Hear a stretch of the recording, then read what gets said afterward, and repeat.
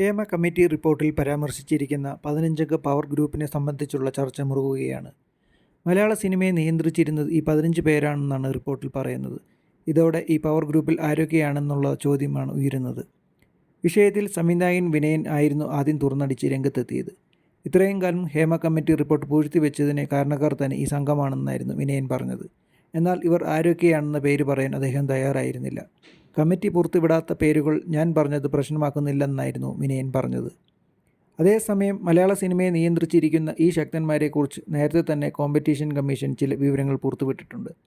തിലകൻ അടക്കം പലരെയും സിനിമയിൽ നിന്ന് വെട്ടിയതും മമ്മൂട്ടിയും മോഹൻലാലും ദിലീപും അടക്കമുള്ള ലോബിയാണെന്നായിരുന്നു കമ്മീഷൻ കണ്ടെത്തൽ.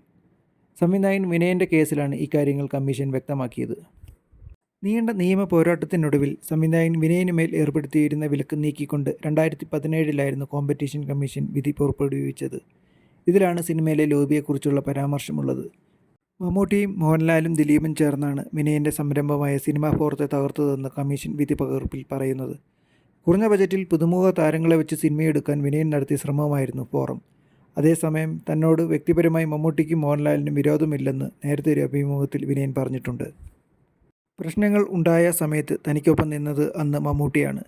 വിനയനോട് ചെയ്തത് ശരിയായില്ലെന്ന് അദ്ദേഹം അമ്മയുടെ ജനറൽ ബോഡി യോഗത്തിൽ പറഞ്ഞിരുന്നതായി വിനയൻ പറഞ്ഞിരുന്നു.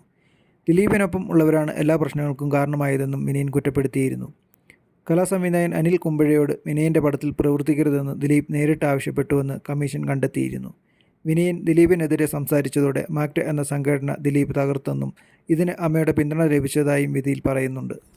അതേസമയം വിനയൻ്റെ സിനിമകളിൽ നിന്ന് പല നിർമ്മാതാക്കളും പിന്മാറാൻ കാരണം സംവിധായകന്മാരായ ബി ഉണ്ണികൃഷ്ണനും സിബി മലയിലും ഇടവേള ഭാവവും ചെലുത്തിയ സമ്മർദ്ദമാണെന്നും കമ്മീഷൻ വിധിയിൽ പറയുന്നുണ്ട്.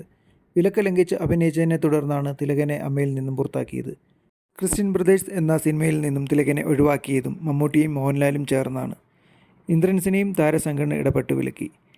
നടൻ ജയസൂര്യയെ വിനയനുമായി സിനിമകൾ ചെയ്യരുതെന്ന് സംവിധായകൻ സിബി മലയിൽ ഭീഷണിപ്പെടുത്തി.